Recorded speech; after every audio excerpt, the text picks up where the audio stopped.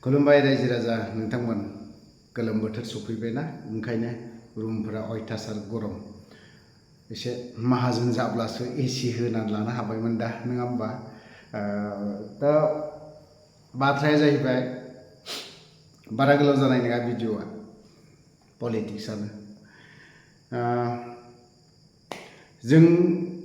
गोबां समावनो खुगा खुगा दे पलिटिशियाननि दैदेनगिरिनिफ्रायनो जों माखासे बाथ्राफोरखौ सावरायनायखौ खोनानो मोनो इउपिपिएल हान्जानि दा जोंनि बिटिसिआवबो अपोजिशन बेरेखा पार्टिखौ जोंनो नांगौ नाङा नङा नांगौ दे बेरेखा पार्टिखौ बेरेखा हान्जा थानांगौ दा जों बे खोथाया बेसेबां सैथो आं बेखौ बुंनो रोंला बेसेबां मार इउपिपिएलआ मा पलिसि मा सिन्ताधारा खालामदों नङा होनबा दैदेनगिरिफ्राबो जेनजुबनायनिफ्राय माने एकदम स्रिजुब बयबो सार राकेशआनो होन ओरैहाय जाय हक इउपिपिएलनि दैदेनगिरिफ्रानो गोबाङानो स्रि दंलायो हयतोबा स्टाडि खालामलायदों जोंनि हान्जाया मानो बेबाराव गाज्रि रोखोमै जेनखो जोंनि इउपिपिएलआ बहा मा गोरोन्थि जालांदों बेफोरखौ हयतोबा एसे स्टाडि खालामदोंबो जानांगौ आंनि मोनसे सिन्ताधारा आरो खालामखानांगौबो खालामाबा जाया गासैबो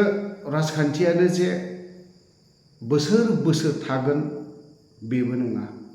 बेबाराव इउपिपिएल फैबाय नेक्स्टआव हयतोबा गुबुन दोलोबो फैनोबो हागौ गुबुन दोलो फैनोबो हागौ दिनै बिपिएफ दोलोनि जायफोर कर्मिफोर बिथांमोना सानदों जोंनि पलिटिक्सआ बिपिएफनि राजखान्थिया बेबाराव 10 बोसोर नाथाय मा समाव मा जागोन राजखान्थिखौ रावबो गेरेन्टि होनो हाया दा बाथ्राया जाहैबाय मा आं इउपिपिएल दोलोनि दैदेनगिरिफोरनि बाथ्राखौसो एसे सिन्ता खालामदों खोनानो मोन्दों बेसेबां सैथो मा बेखौ जों बुंनो रोङा एज ए बिटिसिनि जेसेबां इउपिपिएलनि दैदेनगिरिफोर माने एज ए इउपिपिएलैनो बिजेपिजों गासैबो थांजोबनिसै बेफोरबायदिखौ जों खोनानो मोन्दों नेक्स्ट 5 बोसोर बिटिसि काउन्सिल इलेक्शनाव बावहाय बिजेपि आरो इउपिपिएल ज' जानानै बिटिसिआवहाय इलेक्शन गेलेगोन होननानै खोनानो मोन्दों बियो बेसेबां सैथो बेखौ आं बुंनो रोंथ'ला किन्तु खुगा खुगासो जों खोनादों दे इउपिपिएलनि कयेकजन कर्मिफोरनिफ्राय आरो बै कर्मिफ्राबो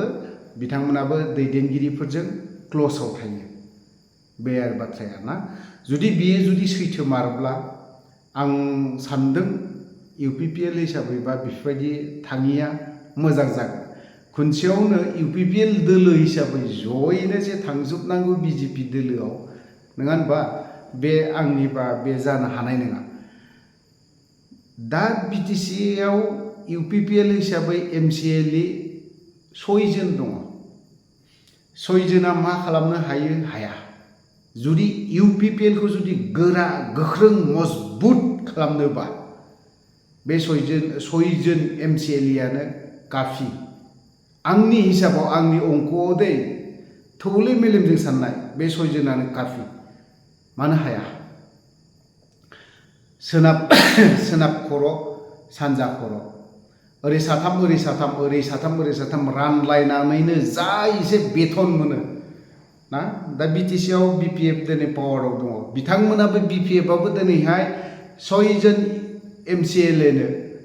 माबा मोनसे नङा माबा मोनसे डेभेलपमेन्टनि थाखाय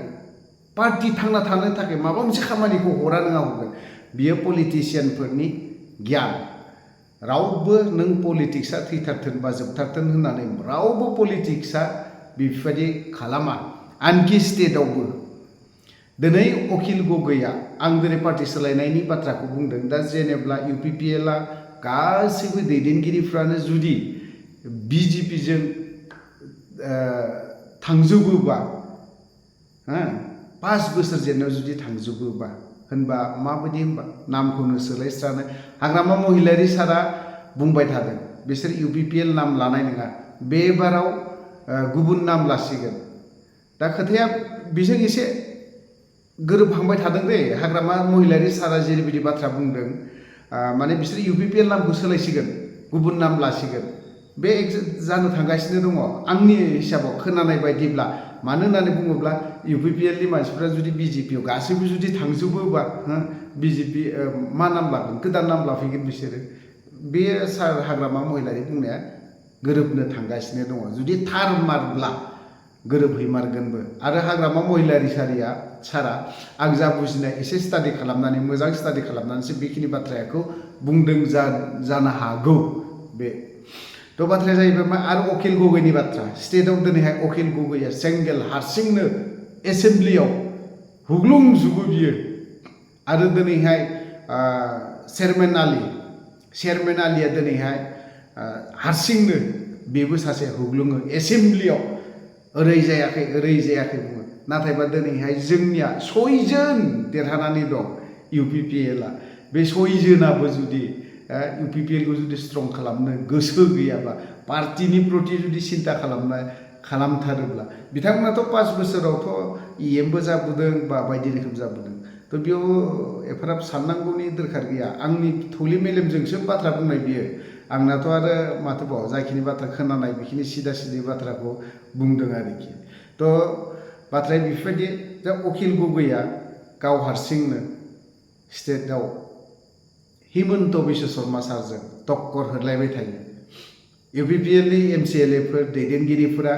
अखिल गगैनि हिमन्त बिश्व शर्मा सारजों माबायदि तर्क बितर्क जादलायो आरो बिनि उनाव एसेम्ब्लिनि बाहेराव लोगो होनानै फाफ्लि बुज्राबलायनाय आरो अखानायैनो 1 घन्टानि गेजेरावनो बा 1 घन्टा नंलाया 5 मिनिटनि गेजेरावनो मिडियानि सिगाङाव BJP खौ माबायदि सोंखारिगोन नङा होनबा माबायदि बाथ्रा बुंगोन अखिल गगैया बे आरो बाथ्राया तो ओंखायनो बेफोरबायदिखौ बेफोरनि फारसेबो एसे स्टाडि खालामनायाबो मोजां फल' खालामनाया मोजां बिथांमोननिखौ जोंनि BTC नि जाखिनि UPPL नि MCLA देरहानानै दं BTC काउन्सिलनि बिथांमोना बेफोरखौबो एसे फल' खालामनाया मोजां आं बेखिनिखौ बाथ्राखौ बुंगोन तो जुदि नैबे बाथ्राया जुदि सैथो जामारोब्ला साननो गोनां जाना फैगोन UPPL महरै थामारगोन ना थामारा सोंथिया बावहाय गिदिर सोंलु जानानै फैदों सोरबा सरासनस्रायै खिन्थु एसे मोजां स्टाडि खालामदे जायफोर UPPL आव माने एकदम बिराद मोजां सिथाबनानै थाग्राफोर बिथांमोना एसे मोजां स्टाडि खालाम गिदिर गोलावफ्रा UPPL नि UG ब्रह्मआनो होन बा रोंगोरायानो होन बा ओरैहाय प्रमद बर'आनो होन बिथांमोना जुदि गासैबो थांजोबोबाथाय UPPL नि कर्मीफ्रा गासैबो BJP जोबखासै नम्बर 1 बे आरोखि होनोबा बावहाय UPPL आ BJP जों जुदि मासाब जाफानानै बावहाय जुदि गेलेफैयोबा BTC आवहाय भटआखौ आरो 6 जना आवगोलथ' 7 जन देरहादोंमोन 7 जनबो मोनगोन ना मोना बेखौ एसे साननो गोनां जानानै फैदों नोंथांमोना कमेन्ट सेक्सनाव एसे फोरमायहरबानो जाबाय तो गोलाव बाथ्रा बुंबाय बावहाय जुदि माखासे बाथ्रा बुंनाय गोरोन्थि जादोंब्ला गासैबो बर' रायजो राजानाव क्षमा बिनानै आं बेखिनियावनो दोनथ'नाय जाबाय जय बर' हारि